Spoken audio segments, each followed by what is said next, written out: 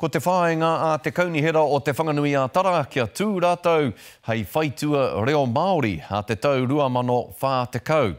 He mea taunaki ake tā rātou rautaki reo a te tauihu I roto I tā rātou hui I te atanei. Kāore tētahi kai kaunihera kotahi I whakahe. Ko tētahi wāhanga o te rautaki kia whakatū anō I ngā ingoa Māori mō ngā wāhi me ngā hapori o te rohe o te whanganui a Tara.